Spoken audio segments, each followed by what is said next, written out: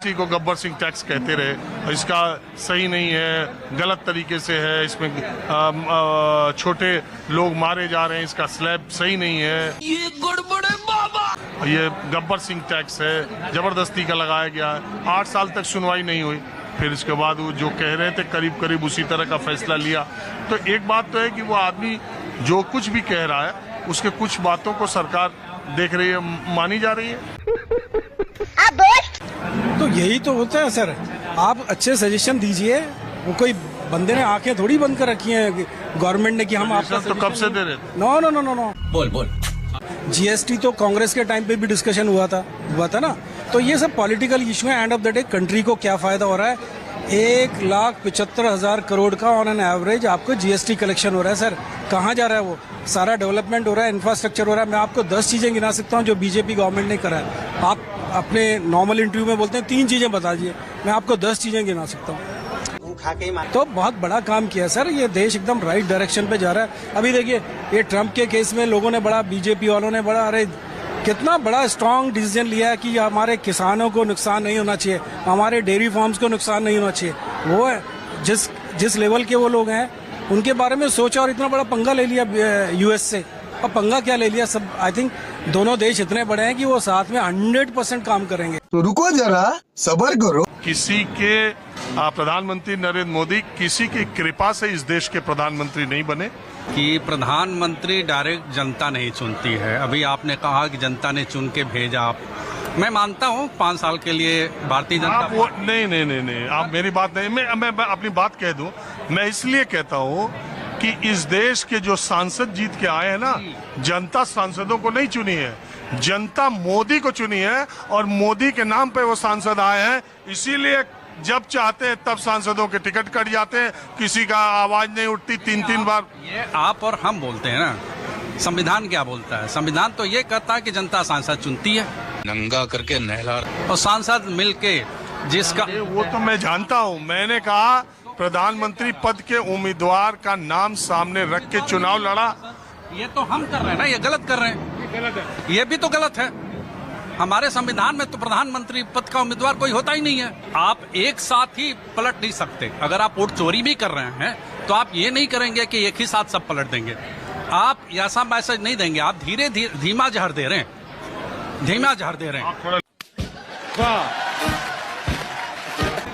Sir, सबसे पहले तो जिस तरीके से आपने चौकड़ साहब को जो है श्रद्धांजलि दी है, मैं भी एक ही शब्द 2 कहूँगा, जय संविधान, और दूसरा जय रूल ऑफ लॉ, जिसके लिए वो अपनी जान दे गए। अब आ जाते हैं हम जो है राहुल गांधी पे। इस देश में अगर कोई नेता है, किसी पे विश्वास है तो वो राहुल गांधी है। बाकी जो है वो उसके जो साथ लगे हुए वो भी जो है विश्वसनीय है। इसने अब आप देखो, ये 2 लोग बड़े महान जो है अभी कर रहे हैं ना तारीफ मोदी जी की। अरे किन्नौर के सेब किसने जो है सस्ते जो है वहां बिकवा दिए थे अमेरिका के। अमेरिका में, वो न्यूयॉर्क में अमेरिकन ने पार्टी मनाई थी वहां पर। सारी दुनिया, ये गड़बड़ है बाबा, दुनिया के अखबारों में छपा था। ये कौन सी किसकी बात कर रहे हैं? और वो अभी वो उसका पता है आपको, पीटर नवारे ने क्या कहा है? उसने कहा है ये सारे के सारे जो पैसे जो है ना वो खा रहे हैं पीतल के बड़े लोग, सारे ब्राह्मण खा गए। मेरा मतलब ब्राह्मण से नहीं है, उसका भी नहीं होगा, लेकिन आम आदमी को क्या मिला है? अरे कोई आदमी कोई बेसिर पैर की बात कर दे, नहीं, कोई बेसिर पैर की बात करे, उसी के बात को हम सच मान करके। देखिए प्लीज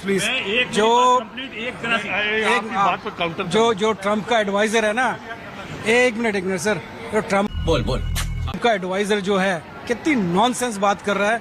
वो आजकल ब्राह्मणों की बात कर रहा है। कमाल है कि यूएस में कुछ नहीं बात करने को तो वो ब्राह्मणों की बात है। अदानी क्या ब्राह्मण है? अंबानी क्या ब्राह्मण है? मोदी क्या ब्राह्मण? कोई एक बात कर, मैं एक बात, ये मेरी बात का जवाब दे दे। ट्रम्प ने इंडियन उनसे मिला होगा और तो कॉफी टेबल पर कुछ बता दिया होगा, भारत माता की जय, और वो दूसरी जय बोल रहे हैं आप लोग। आप कह रहे हैं कि उसको गाली दे दी। पहले आप सुने, ऐसा हम उतना लंबा सर, बहस तो जो है राहुल गांधी सही कर रहे हैं। आप लोग जो है बीजेपी आरएसएस का काम क्या है? जो देश के जो है मूल आदमी है उनको तो जो है एसआर लगा के बाहर निकाल दो, और अपने सारे लोगों को जो है लिस्ट में ले आओ। और क्या कर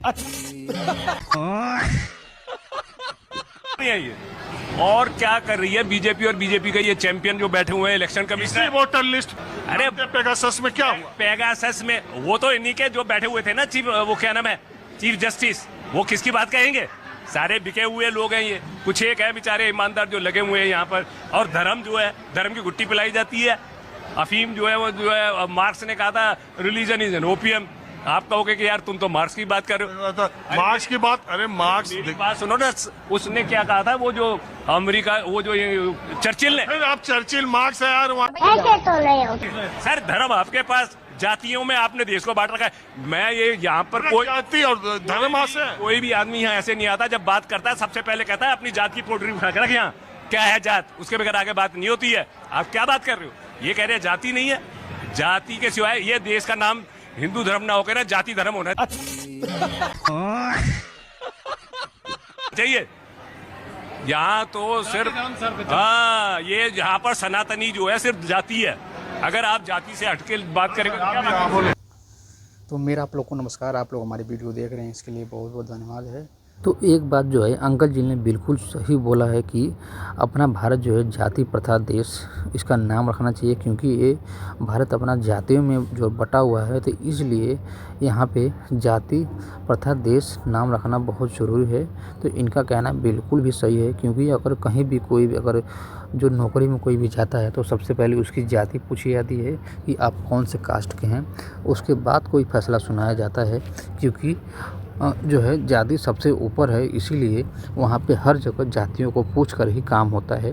चाहे कहीं भी चले जाइए, थाना में, पुलिस में, कोर्ट में, कचहरी में, हर जगह आपको जाति वाला कॉलम मिलेगा, आपको उसको भरना है। तो सबसे पहले जब भी कोई भी अधिकारी अगर जाति देखकर जो है गाली देना शुरू करता है, ऐसे में विकास कैसे होगा अपने भारत का?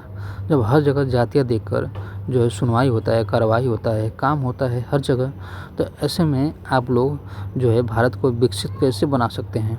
तो सबसे पहले जातियाँ को ख़त्म करना चाहिए, उसके बाद जो है अपना भारत विकास कर सकता है। तो जो हर जगह देखा जाता है कि हर जगह लोग जो है जाति सूचक गालियाँ देते हैं, और इसको रोकने वाला कोई नेता नहीं है, इस पर कोई भी कड़ी कार्रवाई होती नहीं है। क्योंकि जातियाँ अगर ख़त्म करना है तो लोगों को मिलकर काम करना होगा, और जो है जितने भी जो है इस जातियों को जो बनाया है, सबसे पहले उसको सामने आना चाहिए, उसको आकर ही इसको हटाना चाहिए जातियों को। क्योंकि लोग जब जातियाँ में बटे रहेंगे तो विकास तो होना नहीं है।